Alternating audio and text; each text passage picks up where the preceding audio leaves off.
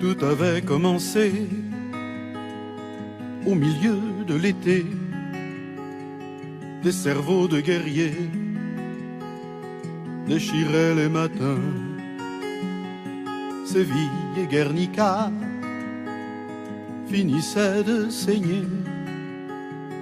L'Europe des Lumières suivait le lendemain. La 9e compagnie de la 2e division blindée du général Leclerc était composée à plus de 80% de républicains espagnols en majorité libertaires. Bien qu'en grande partie antimilitaristes, c'étaient des guerrilleros aguerris qui sortaient de 3 années de guerre en Espagne contre les troupes fascistes de Franco. Le 24 août 1944, ils étaient au rendez-vous de l'histoire.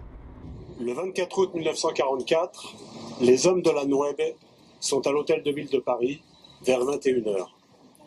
Comme d'autres de la 2e DB, les tankistes du Champ-Aubert, du Romilly ou du Montmirail, ils étaient là ce 24 août. Merci.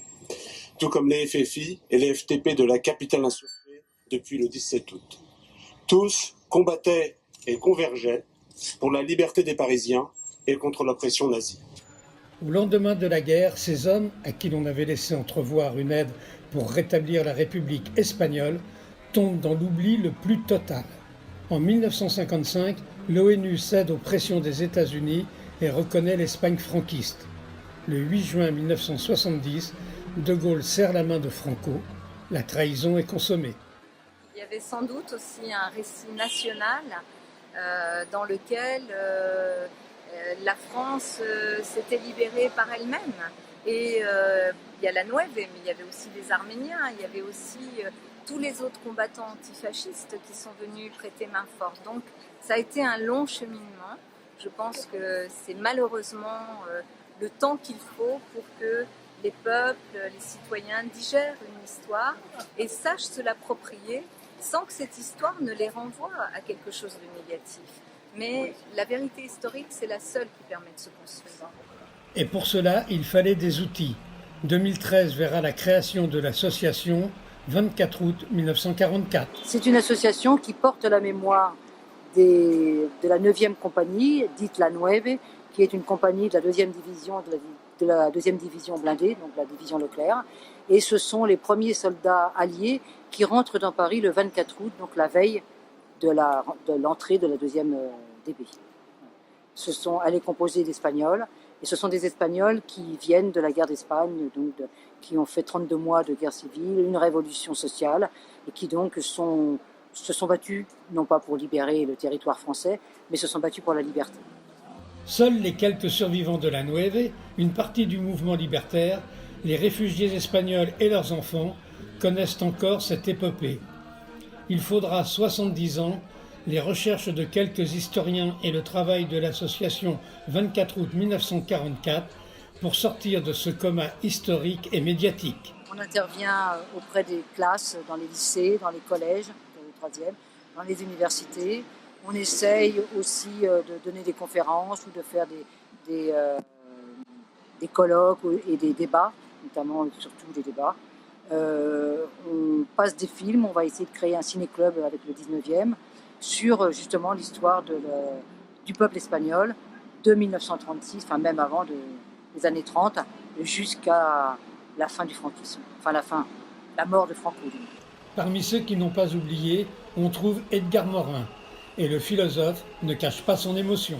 Chers amis, si j'ai tenu à être présent, c'est pour 2 raisons très profondes. La première, effectivement, c'est que ce jour de l'arrivée des chars, j'étais au sommet d'un immeuble de la place Clichy que mon mouvement de résistance occupait. Et dans la nuit, brusquement, on a entendu toutes les cloches de Paris carillonner. Et à ce moment-là, je ne sais pas par quelle bouche à oreille s'est transmis la nouvelle, les chars Leclerc sont à la place de l'hôtel de ville. Alors, encore il faisait nuit, nous sommes allés précipitamment de la place Clichy, ici, là, de l'autre côté, nous avons vu ces quelques chars, des hommes épuisés, les larmes aux yeux, nous-mêmes pleurant. C'est un moment d'extase merveilleux que nous avons vécu et qui reste dans ma mémoire comme un des plus beaux moments de ma vie. Je ne savais pas à l'époque que c'était des Espagnols. Je l'ai appris par la suite. Mais cela a renforcé, et ça arrive à la deuxième raison, c'est que moi, dans ma adolescence, j'ai vécu profondément la tragédie de la République espagnole.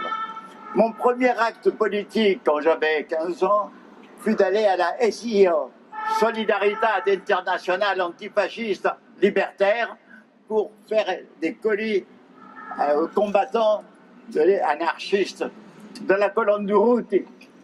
Et je pense que cette fidélité est restée très profonde en moi. Je suis de ceux, j'avais 17 et 18 ans, qui quand j'ai vu dans un journal la chute de Barcelone, n'ai pu m'empêcher de pleurer comme d'autres camarades. De Gaulle voulait que les troupes françaises entrent dans Paris avant les Alliés. Il donne l'ordre à Leclerc de foncer sur la capitale. Leclerc confie l'opération à la Nueve, commandée par un capitaine français, Raymond Drone. Ce 24 août 1944 à 19h, 9 Astraks et un char d'assaut de la compagnie sont aux portes de Paris. À 21h, 5 d'entre eux, Brunete, Ebro, Guadalajara, Santander et Teruel, surgissent sur la place de l'hôtel de ville où les résistants sont assiégés par les troupes allemandes. Aux aurores, sous les ordres de leur commandant, ils remontent la rue des Archives pour libérer un point stratégique, le central téléphonique, puis la caserne de la garde républicaine située place de la République est occupée par les Allemands. Le capitaine Drone est le seul gradé français à avoir accepté de commander ces soldats qui refusaient d'obéir aux ordres qu'ils ne comprenaient pas. Quand mon père avait été blessé, il est revenu dans la DB. Leclerc lui a dit, j'ai là une compagnie, ils font peur à tout le monde, personne n'en veut. Personne n'en veut, ils font peur à tout le monde. C'est les républicains espagnols. Je vous les confie, vous vous en débrouillerez. Et il l'a fait. Ben avec joie, je dirais, avec joie. Il faut dire qu'il a fait il a un peu exagéré aussi. La première fois où il les a alignés, il leur a fait un grand discours pour leur parler de la République. Et cette République espagnole, chère au capitaine Drone, tous ceux de la Nueve l'avaient défendue, les armes à la main. En cette année du 80e anniversaire du début de la lutte du peuple espagnol contre Franco et ses alliés Mussolini, Salazar et Hitler, rappelons qu'au 24 août de 1936, Manuel Lozano, l'anarchiste, combat déjà contre Franco et les troupes de Mussolini sur le front andalou de Malaga.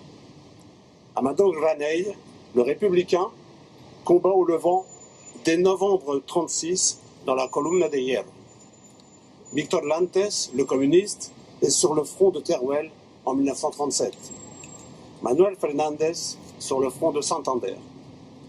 Ces hommes ne se doutaient pas en engageant ce combat en 1936 et après leur défaite de 1939 qu'ils se trouveraient quelques années plus tard héros de la libération de Paris. Ce jour de mémoire, les membres de l'association 24 août 1944 montent place de la République une barricade constituée de livres, la culture contre la dictature, avant de rejoindre l'hôtel de ville où Anne Hidalgo, maire de Paris, les reçoit pour un hommage citoyen avant les traditionnelles réceptions officielles du 26 août. Cette barricade est un des plus beaux symboles sans doute que nous pouvons offrir à ces hommes de la Nueve, ces hommes qui étaient partis de cette idée, de ce rêve de l'Espagne républicaine, dans lequel les deux éléments qui devaient conduire à l'émancipation de chacun, c'était la culture et l'éducation. Les deux piliers de l'émancipation, les deux piliers de la liberté, les deux piliers de la démocratie. La démocratie passe par l'histoire et la mémoire de l'histoire. C'est en ce sens que le centre de mémoire de la rue des Vignoles, promu par la ville de Paris, est important. On a l'intention d'abord de travailler de façon très active pour ouvrir ce fameux centre de documentation de l'exil libertaire espagnol, donc en collaboration avec la mairie de Paris, au 33 rue des Vignoles, qui est le siège de la CNT, le siège historique de la CNT espagnole. Donc voilà, ça c'est un gros projet. À côté de ça, on va continuer pour l'année 2017 nos interventions auprès des jeunes générations, c'est-à-dire des étudiants, des collégiens, des lycéens.